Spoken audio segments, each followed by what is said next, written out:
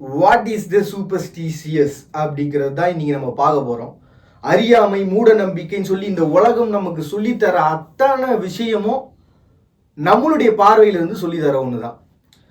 நமக்கு ஸ்பிரிச்சுவல் அப்படின்னாலே முதல்ல மூட நம்பிக்கைன்றது நினைவுக்கு வந்துடும். என்னடா இது எல்லா காலகட்டத்திலையும் எப்போ பாரு இந்த ஸ்பிரிச்சுவல் அப்படின்னாலே கோவிலுக்கு போனா அப்படின்னாலே நெருப்பு மிதிச்சிட்டாங்க, வேல் குத்திக்கிட்டாங்க, மொட்டை அடிச்சுக்கிட்டாங்க, கோவிலுக்காக நடப்பாத்திரை போறாங்க, முட்டி போட்டுக்கிட்டே நடந்துட்டு போறாங்க, ஒவ்வொருத்தரும் ஒவ்வொரு இதுவாக பண்றாங்களே, இது எல்லாமே மூட நம்பிக்கையா தெரியலையா, நம்பிக்கைன்றது நமக்குள்ள இல்லையா அப்படின்ற ஏகப்பட்ட கேள்விகளுக்குள்ளதான் நம்ம வாழ்க்கைன்றது அடங்கியிருக்கு. இது எல்லாத்தையும் பார்க்குற விதம் தான்.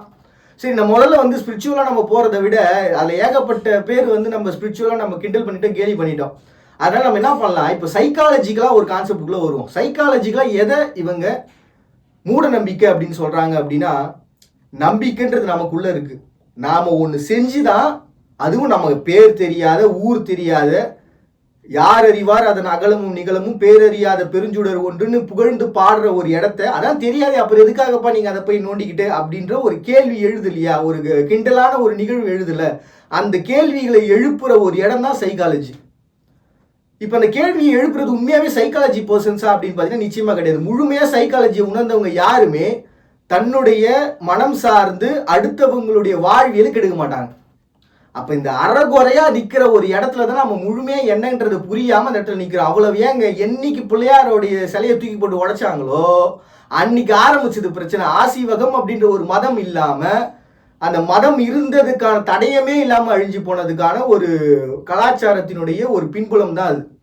அப்படி இருக்கிற பட்சத்தில் நம்ம பார்க்குற ஒவ்வொரு சிலைகள் முதற்கொண்டு இது எல்லாமே மூட நம்பிக்கை. நீங்கள் இதுக்காக பால் தேவையில்லை, இதுக்காக நீங்கள் வந்து சந்தனம் பூச தேவையில்லை, இதுக்காக நீங்கள் வந்து சாப்பாடு படைக்க தேவையில்லை, எதுவுமே பண்ண தேவையில்லை, நீங்கள் உங்களை நம்பினா போதும் அப்படின்ற ஒரு இடத்துக்குள்ள நின்று அவங்க சொல்கிற விஷயம் என்னன்னா, நான் யார் என்று நான் உணர்ந்துட்டு நீங்கள் யார் என்று நீங்கள் உணர்ந்தால் போதும் என்கிற ஒரு இடத்தில் வந்து நிற்கிற அந்த ஒரு இடம் தான் பார்த்தீங்கன்னா சைக்காலஜி. நான் என்பதை உணர்ந்தேன், நீ யார் என்பதை உணரு என்று சொல்லுகிற ஒரு இடம் தான் சைக்காலஜி. அப்போ சைக்காலஜி முழுமையாக படித்தவங்க யாரும் அடுத்தவங்களுடைய வாழ்வியலை அவமானப்படுத்துறது இல்லை, கேலிப்படுத்துறது இல்லை. அப்போ அவங்க என்ன சொல்ல முற்படுறாங்க, என்ன விளக்க முற்படுறாங்க அப்படின்னா, நம்பிக்கை உனக்குள்ளே இருக்குப்பா, நீ வந்து இப்படி வேல் குத்திக்கிறதுனால உன்னுடைய ஸ்கின் வந்து பாதிக்கப்படுது, உன்னுடைய உள்ளம் பாதிக்கப்படுது, உன்னுடைய வாழ்வியலில் நீ அதுக்காக ஒதுக்குற ஒரு காலமே வீணாகுது, அதனால நம்பிக்கை உனக்குள்ள வெயி, வாழ்க்கை நல்லா இருக்கும் அப்படின்ற ஒரு எண்ணத்துக்குள்ள வராங்க. அதுவும் நம்மளா போய் கேட்டாதான் உண்டு. நம்ம தான் அவங்க சீண்டி சுரண்டி சொல்றா அப்பா அப்படின்னு சொன்னா மட்டும்தான் அந்த விஷயத்த சொல்லுவாங்க. அப்ப அந்த அறகுறையா இருக்கிறவங்க மட்டும்தான் என்ன பண்ணுவாங்கன்னா, இந்த பேய் ஆடுறது, உள்ள வந்ததையும் ஏதோ ஒரு சக்தி என்னை இழுக்குது அப்படின்னு சொல்றது, இந்த மாதிரியான எல்லா கான்செப்டும் சுற்றி சுழலுகிற ஒரு இடம் இருக்குது தெரியுங்களா. அந்த இடம் நமக்கு ஒரு பெரிய மூட நம்பிக்கையா, அறியாமையா தான் நமக்கு தோணும். அப்போ இதெல்லாம் உண்மையா பொய்யா, அப்போ உண்மையாகவே இருக்கா இல்லையா, மருள் தட்டுறது அப்படின்னு சொல்லுவாங்க. திடீர்னு பார்த்தீங்கன்னா 2 வார்த்தைகள் வந்து விழும். எனக்கு சூடமேத்து, உன்னோட கோவிலுக்கு போ அப்படின்னு சொல்லி தன்னோட இடது கண்ணில் கண்ணீர் வரும். இடது கண்ணா வலது கண்ணா எனக்கு தெரியல சரியா, வலது கண்ணில் கண்ணீர் வரும் கரெக்டாக. அதுக்கு பேர் என்ன சொல்லுவாங்கன்னா அருள் வாக்கு சொல்றது அப்படின்னு சொல்லுவாங்க. இதுக்கு முன்னாடி வாழ்ந்த முன்னோர்கள் என்ன பண்ணுவாங்கன்னா, அவங்களுக்கு உடம்புக்குள்ள வந்துட்டு போவாங்க. இப்போ நம்ம சைக்காலஜிக்கலா பார்த்தா எந்த முன்னோர்களும் நம்ம உடம்புக்குள்ள வந்துட்டு போக மாட்டாங்கப்பா, இது பாசிபிளே கிடையாது. அதனால அதுவே முதல்ல அறியாமை, நான் மட்டும்தான்ங்கிற ஒரு வாழ்வியல். இப்போ டிஎன்ஏ நம்ம எடுத்து பார்த்துக்கிட்டோம் அப்படின்னா, நமக்கு முன்னாடி வாழ்ந்தவங்களுடைய வாழ்வியல் நமக்குள்ள கடத்தப்படுதுப்பா. என்னடா இது டிஎன்ஏங்கிறீங்க, வாழ்வியல் கடத்தப்படுதுன்றீங்க, அதை மட்டும் ஏத்துக்கிற நீங்க இதை ஏன்பா ஏத்துக்கல அப்படின்ற விவாதங்களுக்குள்ள நம்ம போயிடுவோம். ஸோ இப்போ ஸ்பிரிச்சுவலா நம்ம வந்துட்டோம் அப்படின்னா, எந்த இடத்துக்குள்ள மூட நம்பிக்கை அப்படின்றது உருவாகுது அப்படின்னு நம்ம எடுத்துக்கிட்டோம்னா, என் கடவுள் எனக்கு பிடிச்ச மாதிரி நான் கும்பிட்றேன், என்னுடைய வாழ்க்கையில நான் வழிகள் கொண்டு தான் என்னுடைய உழைப்பையே நான் மேற்கொள்கிறேன். இப்போ எனக்கு வந்து வாழ்க்கையில் என்ன பிரச்சனை அப்படின்னா, எனக்கு வந்து நான் படிக்கிறதுல கொஞ்சம் நாலேஜ் கம்மியாக இருக்குது சார், அதனால் கோவிலுக்கு போயிட்டேன் அப்படின்னா, அந்த அம்மன்ட்ட வேண்டி நான் நெருப்பு மிதிச்சிட்டேன் அப்படின்னா நான் படிப்பு எனக்கு கிடச்சிருதுங்க அப்படின்ற ஒரு எண்ணத்துக்குள்ளே அவங்க வராங்க. அப்படின்ற பட்சத்தில் தன்னுடைய தாய் தந்தை ஒரு இடத்துல நின்று இதுதான் கடவுள், இப்படிதான் கும்பிடணும், இப்படிதான் வாழணும் அப்படின்னு சொல்லி தர்றது ஒரு பக்கம் இருந்துட்டு, இதுல இருந்து என்னுடைய வாழ்க்கை என்ன அப்படின்றத முழுமையா புரிஞ்சுக்கிற ஒரு இடம்ன்றது இருக்குல்ல, அந்த இடம் தான் பாத்தீங்கன்னா ஒரு சரியான சைக்காலஜி. இவங்களை அறியாம ஸ்பிரிச்சுவல் பர்சன் சைக்காலஜியா வாழ்ந்துகிட்டு இருக்க ஒரு இடம் தான் பாத்தீங்கன்னா தன்னுடைய அடுத்த தலைமுறைகளுக்கு திணிக்காத ஒரு இடம்.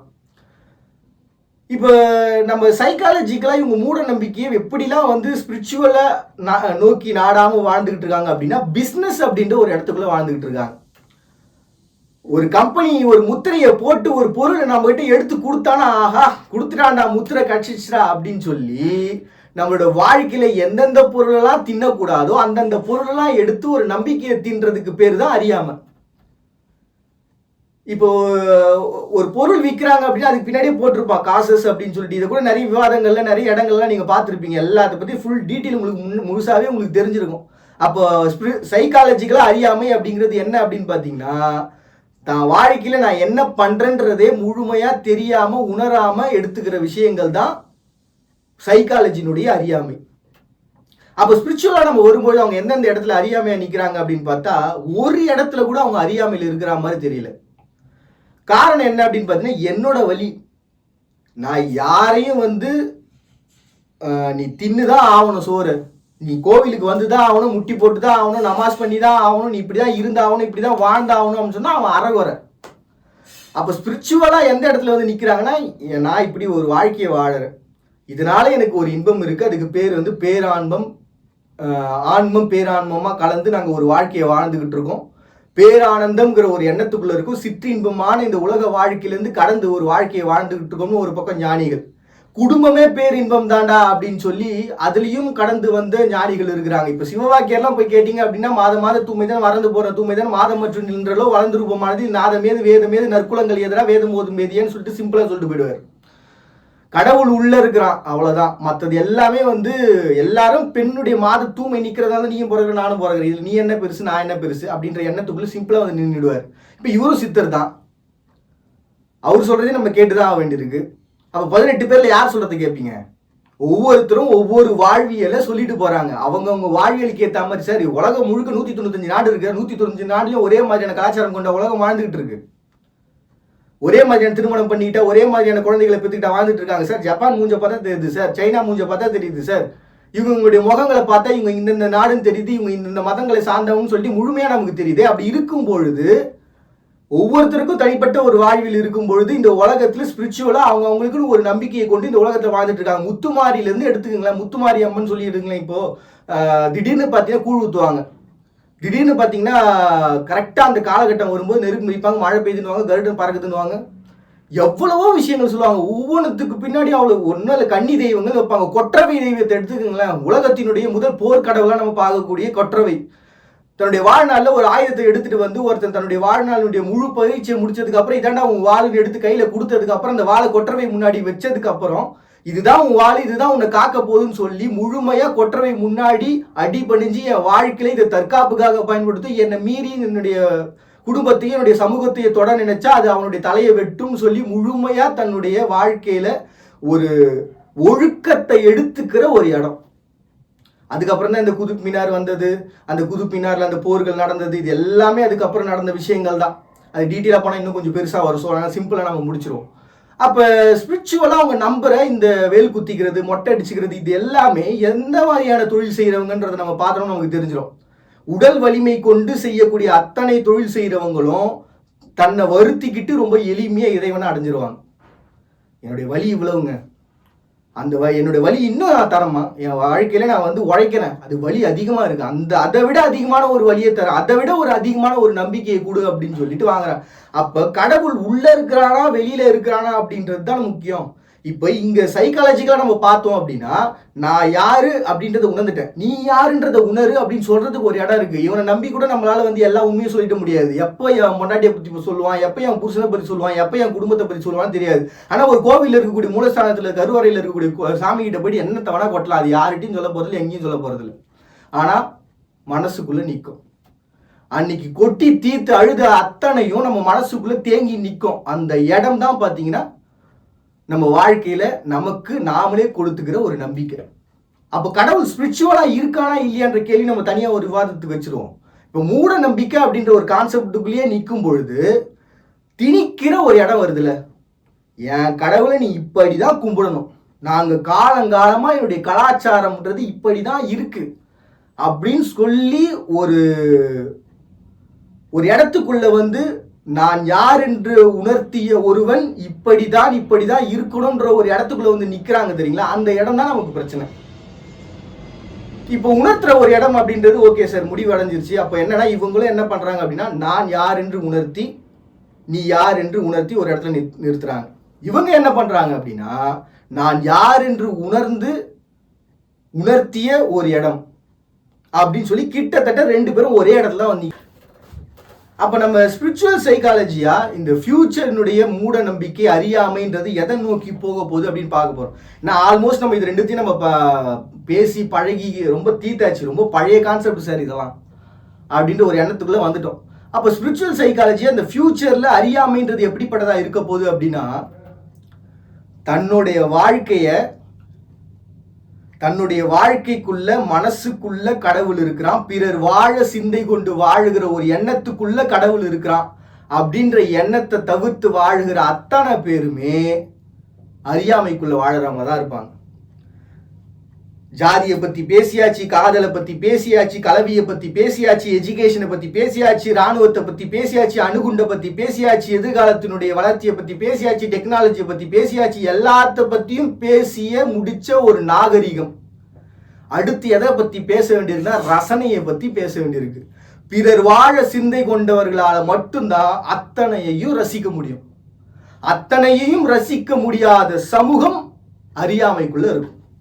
இல்லை சார், எனக்கு லவ்வர் தான் சார், அதுக்காக எவ்வளோ கவிதை வேணா எழுதுவேன் சார், அது வாழ்க்கையினுடைய ஒரு பகுதி.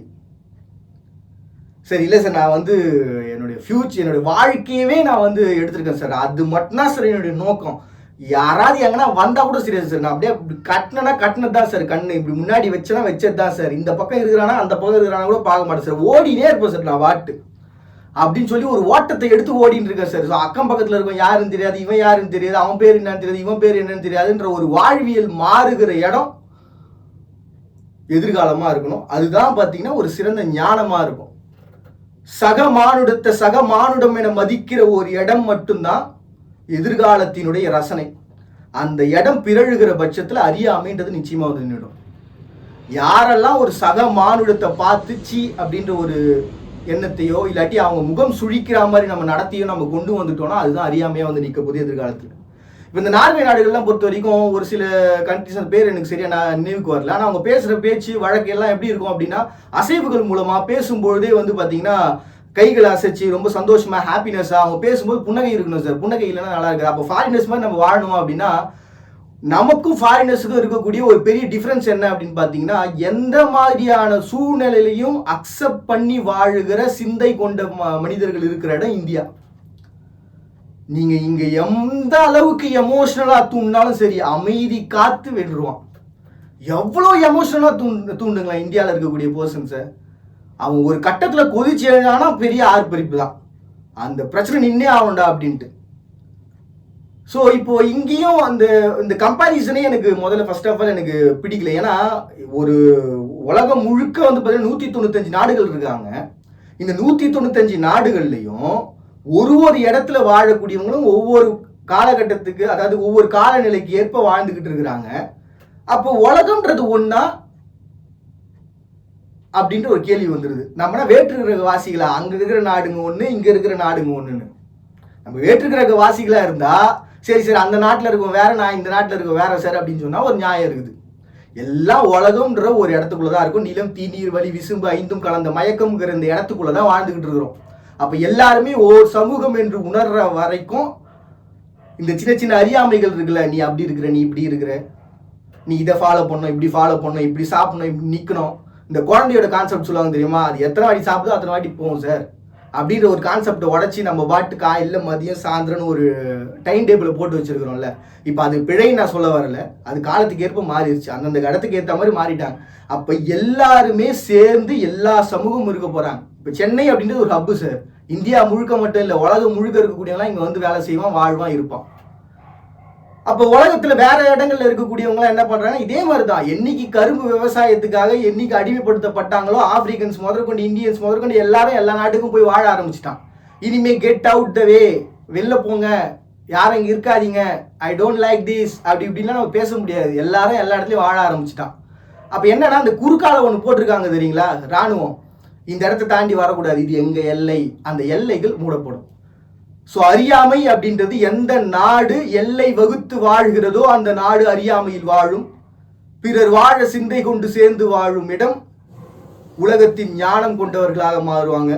இதுதான் ஸ்பிரிச்சுவல் சைக்காலஜியா என்னுடைய ஒரு கருத்து. உங்களுடைய கருத்தை நீங்க பதிவிடலாம். மறுபடியும் எல்லாரும் இதே போல ஒரு அழகிய சந்திக்கிறார். நான் உங்க பண்ணி நீங்க பார்த்துட்டு இந்த நிகழ்ச்சி இன்ட்ரெஸ்டிங் இன்ஃபோ.